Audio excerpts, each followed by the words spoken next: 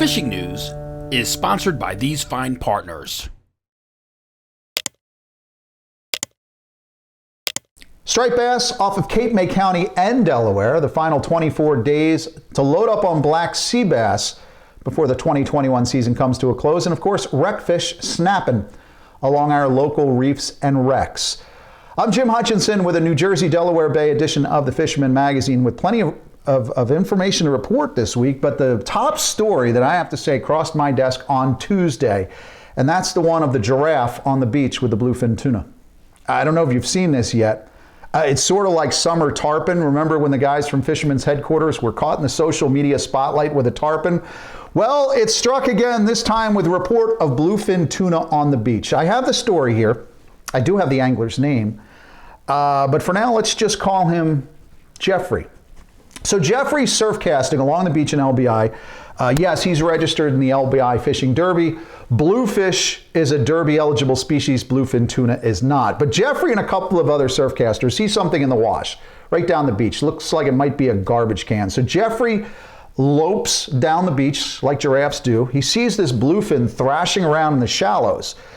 Word is that Jeffrey says it's still kicking, so he drags it out of the wash. He gets his photo taken in the back of a truck, runs back up, this is a story I'm getting, runs back up to Fisherman's headquarters in Ship Bottom. Greg looks at it and says, boy, that's a fresh looking fish. There's no rigor mortis or anything. He goes, yeah, I got it on the beach. Again, this is not a rod and reel catch, and it's not the first time any of us have heard about bluefin in tight. I think about, maybe 10 years ago, I remember the story. It was someplace in the north end of LBI. A guy had actually hooked into a bluefin during the sand eel blitzes, and that stupid bluefin, instead of running east and dumping his spool, headed west and beached itself, got itself all wrapped up in the shallows. So yeah, it does happen. But again, what Greg said, no sunken eyes necessarily right away. There was no stiffness on the fish, so that was definitely fresh. So Fisherman's headquarters offers to post the photo, but Greg says, look, there's really no legal way for you to take a bluefin tuna off the beach. No surfcaster can get an HMS permit. So he says, I'd like to use your photo, but let me change the photo. I'm going to put a frog on your face. And Jeffrey says, I don't like frogs. Make me a giraffe. And poof, Greg makes him a giraffe. And that's how Jeffrey became the latest New Jersey angler to break the internet. Now, we talked about this and the HMS permit a couple of months ago with those kayakers out of Manasquan that went out and tried to tie into some bluefin tuna. Now, keep in mind, in order to target bluefin tuna, you have to have an HMS permit. And the HMS permit is tied to your vessel and your vessel registration number. Kayaks don't have to be registered. So if you're going to chase bluefin on a kayak, you have to register your kayak with the state of New Jersey so that you can get a registration number so you can go get your HMS permit. But if you're a surfcaster, you can't get an HMS permit. So there's no legal way for the shore-based angler to get his HMS permit. Therefore, there's no legal way for you to land a bluefin tuna. One more story. It was several years ago, probably 10 years ago, I was at the Recreational Fishing Alliance. A lot of you know that. I was there full time. Somebody comes up to me at the Saltwater Expo and says, he shows me some photos. You might remember this story. A couple of surfcasters down in Cape May were in a mix of baits being corralled by fish, and lo and behold, some of them were bluefin tuna. And one bluefin rockets out of the water and lands on the jetty, thrashing its tail in between the rocks. So these guys grab that tuna, gaff it, beat it, kill it, drag it off. I think they shared it on Bass Barn maybe. Took it home. The next day, enforcement shows up at their house because they saw it on social media, issued a fine, and took the bluefin tuna as evidence. Now, when this guy talked to me, I talked to Jim Donofrio at the RFA. He got in touch with the highest levels of enforcement at the federal level and said, you got to be kidding me. The very next day, that enforcement officer showed up at this guy's house, tore up the ticket, and brought him a couple of fresh tuna loins. I do not kid you. This is what happened. So that's the case with bluefin tuna and Jeffrey the giraffe catching bluefin in the surf. Good luck, Jeffrey. I hope you make it through the enforcement issue, but it just shows that we've got these bluefin in close. Now, if you do have a registered boat and you're still in the water, make sure you get your HMS permit and get out there while these bluefin tuna are around. Found out Captain Nick DeGennaro and his crew, John Cavaliere and Colby Capri, landed the High Flyers' first fall winter bluefin tuna last week. It was a 60-pounder that Colby coaxed into crashing a popper. So those fish are on baits. You're hearing it. You're seeing it yourselves. Some of you are out looking for striped bass and finding these ghosts are out there. If you'd like to gear up for December bluefin action, turn to page 30 of the latest New Jersey Delaware Bay edition of the Fisherman Magazine. There's a great article in there by Captain Jimmy Frieda. It will help you gear up for this nearshore tuna action going on this month, which is really the best bite is someplace between the shipping lanes and think the mud hole, but again, along the beaches of Long Beach Island as well. Tuna gear seems to be, I guess, a popular theme for the tackle buyers right now. You know all about the supply chain issues affecting everything in the consumer world, from cream cheese to fluorocarbon. I was at the Folsom Tackle Show in Atlantic City last week. It's not a consumer show, but it's where folks who sell tackle to fishermen like us, they go to stock up from those who manufacture the tackle. I saw some old friends, some new gear, and of course, the industry standards that we need right now, all on display. But I also bumped into a few friends who shared with me what they're looking at for the holidays and also as we gear up for 2022. So, if we're looking for a great gift for Christmas, Penn Internationals have been like the hottest offshore reel going this past 2 years. They fly off the shelves. Pure Fishing has been able, or Penn has been able to get us reels and keep us well stocked. So if the fisherman in your life is looking for a top shelf trolling reel, Penn's got them, we've got them, and it's an awesome product. It's going to work great. For 2022, what I'm most excited about is another Pure Fishing product, Berkeley Gulp, in the 8-inch grub. They're going to be hot baits for tournament fishing. If you're fishing up in Nantucket, big baits are king. These are going to be a whole new thing. This is going to help you catch bigger fish. So Fish Bites has got this new 6-inch grub, which looks like it's going to be a dead ringer for fluke, sea bass, any other bottom fish. They got 5 fish catching colors.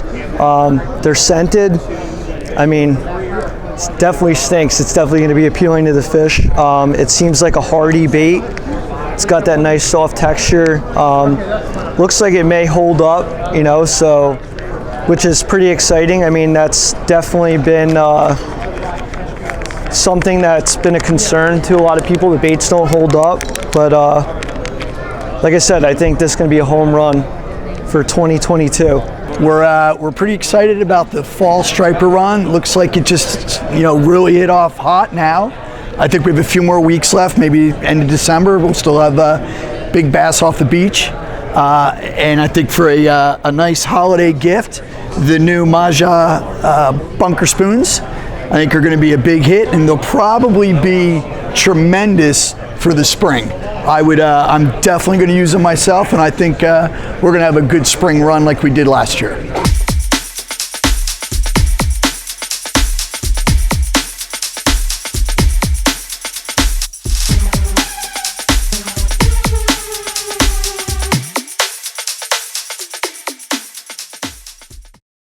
So Steve from Jingles was talking up that striper bite that's going on right now and should extend all the way through December. We're getting good reports coming from off Brigantine on the other side of Wreck and Great Egg Inlets.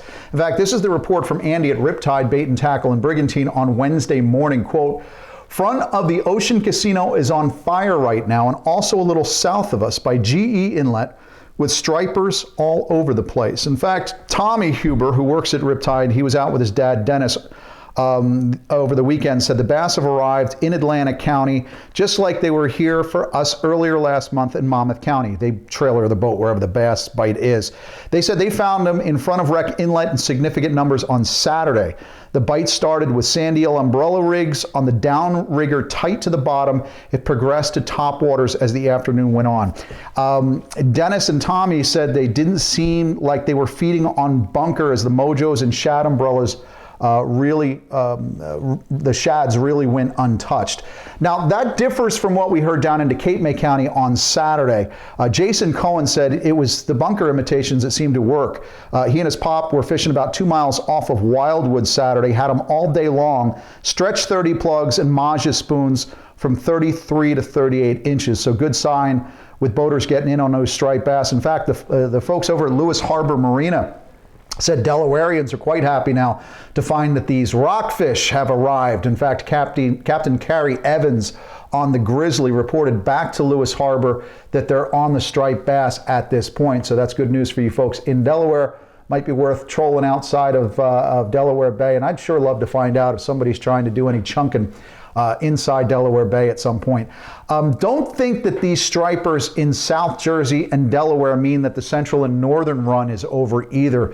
Jen Wong tells me they're still getting them pretty good up the river from Lady Liberty to Robbins Reef. That's in the lower part of the Hudson. Also inside leg down to the Outer Bridge. Reports in the Raritan Bay as of Sunday were still showing some good signs of a good body of fish. I heard of a blitz or two in the wash as well. Farther stretches of northern Monmouth County late last week. In fact, speaking of last week's report, this is the action I was trying to find for you in my North End LBI video last week. Jack shared this on Instagram. This was the 40-incher caught early last week in the LBI Surf Blitz last Monday. He was throwing a 1-ounce S&S bucktail tipped with a white Kettle Creek paddle tail. So there are still a good number of striped bass being taken on artificials in the LBI surf. The central stretch is still producing. I was out Wednesday morning, didn't get them, but I'm going to keep at them because in terms of the future blitz conditions, particularly with regard to that sand eel bite, what I find is checking the Long Island edition, our video forecast with Matt Broderick, will help you with tracking some of those incoming stripers from the north and the east. In fact, Captain Al Lorenzetti is a great charter boat captain along the south shore of Long Island. He does a weekly video snippet for the Fisherman Magazine. He also does something every week at skimmeroutdoors.com. We were able to connect this week to see if there's more powder left in the striped bass barrel for 2021. What do you say, Cap? Hey Jim, Captain Al Lorenzetti here from Fire Island, South Shore of Long Island. Just giving you a heads up. Be ready for the big surge of bass going to come by the Jersey Shore. We had a great catch last weekend. All quality fish, lot size and larger, on both bait and on the troll. So they're definitely heading your way. Also a load of bluefin tuna around as well. Within 5 or 6 miles of the beach on the Hempstead Reef.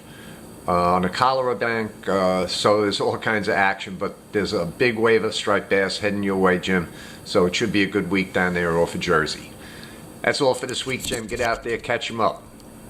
Again, you can learn more about that bite by checking Matt Broderick's Long Island video forecast or check out Captain Al himself at skimmeroutdoors.com. I mentioned blackfish earlier. Akira at True World in Bayonne said blackfishing at the Middle Grounds and Sandy Hook Reef was spotty. You had to pick through some short fish as of this past weekend. The Belmar fleet still on the meat. Young Pedro Ildefonso here said he mohawked him on the Mohawk the other day.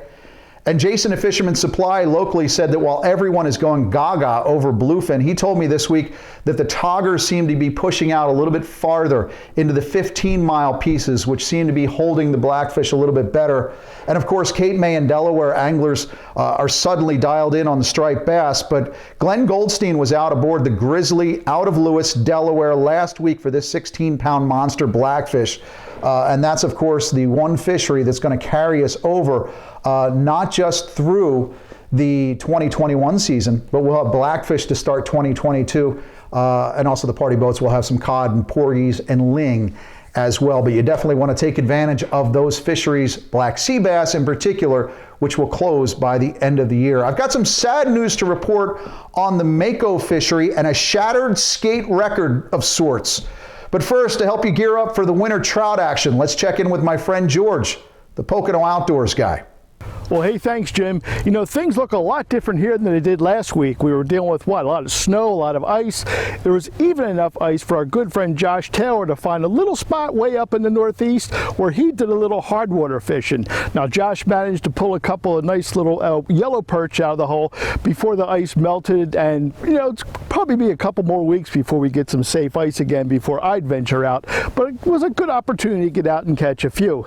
Now, a few of the things that guys are out catching, you wouldn't think this time of year, largemouth probably isn't your first target when you look at some cold water fishing. But guys like Nick Canestra was out at Blue Marsh Reservoir, and he was out targeting some largemouth. Now, he was using a often overlooked and underutilized bait, the blade baits. Now, they're not often always thought about, but they're an ideal bait if you want to pull some of these fish out of some of that deeper water. They also cast a mile if you want to fish them that way as well.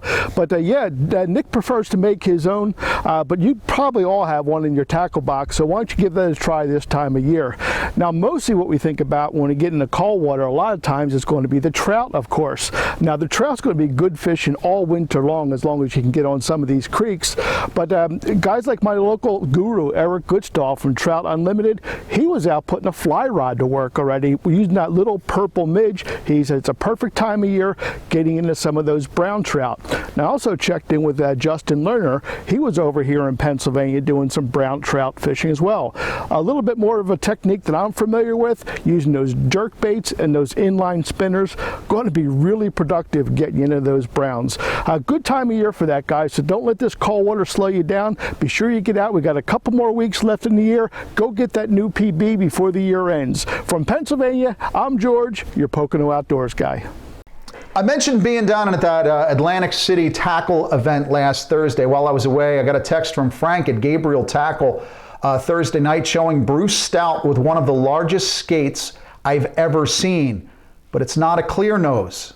If it were the typical clear nose that we get on the fluke grounds or in the wash every once in a while, that 13.14 pound skate would be something special. It'd be an IGFA world record. But this barn door is a winter skate, a different skate species. It's often encountered by a lot of the commercial guys who have said that those barn doors, those winter skate, get much bigger than that 13.14 pounds, but an interesting catch. Commercial and recreational fishermen both got some news recently, finding out that the 2022 and 2023 mako fishery is now closed. That comes from the International Commission for the Conservation of Atlantic Tunas, ICAT. You'll hear people talking about ICAT. That's the global cooperative, a treaty organization that is responsible for managing tuna species throughout the Atlantic Ocean on a global scale. Now, NOAA Fisheries just made the news public that ICAT has voted to shutter the mako fishery for a couple of years. Not sure if those other countries in the treaty organization will comply. Spain, for example, they won't agree to adopting circle hooks and getting rid of J-hooks and wire line. And they're probably the worst reporting nation on the face of the planet. But it seems that social media folks here are saying, this is good news.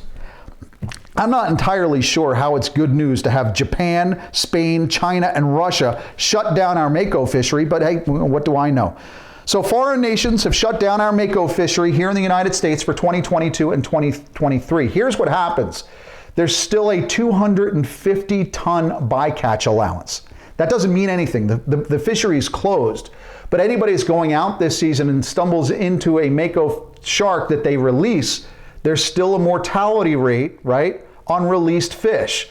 So as long as we don't go over the 250 tons of release mortality this year and next year, maybe we'll have a fishery again for makos in 2024.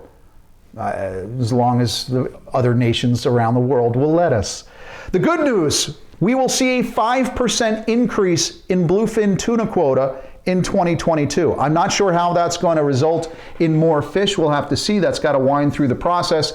But NOAA Fisheries will give us hopefully better limits on bluefin tuna in 2022. You know, when it comes to breaking down fisheries issues, the latest news, upcoming events, management decisions, as well as the tactical information, the where to and how to knowledge that you need, The Fisherman Magazine is the only magazine that will cover this information. It's the only magazine that can, and we've been doing it since 1972. Pick up the December edition of the Fisherman Magazine. It's the one with the blind squirrel on the cover and that 48-pound nut. That's the one where you're going to get all that information. We've got a calendar of events so you know what's going on in the next couple of months. It's also a great gift for the holiday season. I say holidays, but you'd be a last-minute late Hanukkah gift because you've already celebrated Hanukkah, but it's still a perfect gift idea for the holidays. $29.95 for a year-round subscription to the Fisherman Magazine. You can get all the information on that at thefisherman.com. Be sure to check out my article on Hail Mary and Uncle Fred, the two final tag stripers, the one return tag information from Hail Mary, and also the information on Uncle Fred, which is the newest tagged subject. I'm actually going down to Florida on Thursday for a gray fish tag conference. I hope to find out some more information. We're going to talk about the next tagged fish still to come this year. Chuck Manny is going to try to find us a 60 down off of Cape Charles, Virginia. But you know what happens if I'm gone from Thursday to Friday, right? Yeah, the cat's away. In fact, northwest winds in the forecast Thursday. Perhaps it's how you'll find the beach conditions Friday morning. You'll have dead low about that time.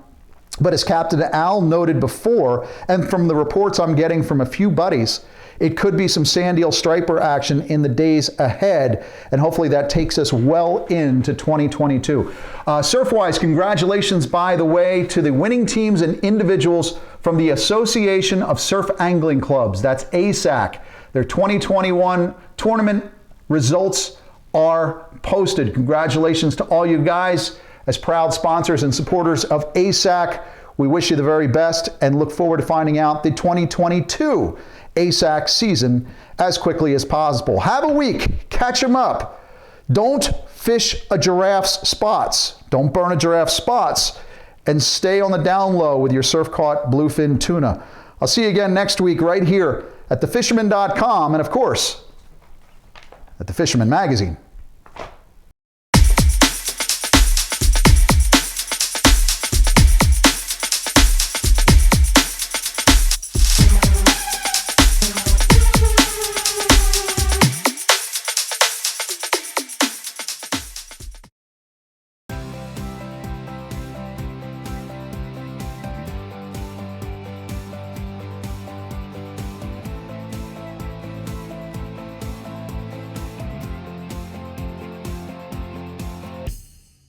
Steigercraft boats, built by people who fish our waters. Serious anglers choose Steigercraft for their 40 years of boat building experience right here in the Northeast and Mid-Atlantic. Visit steigercraft.com for a dealer near you.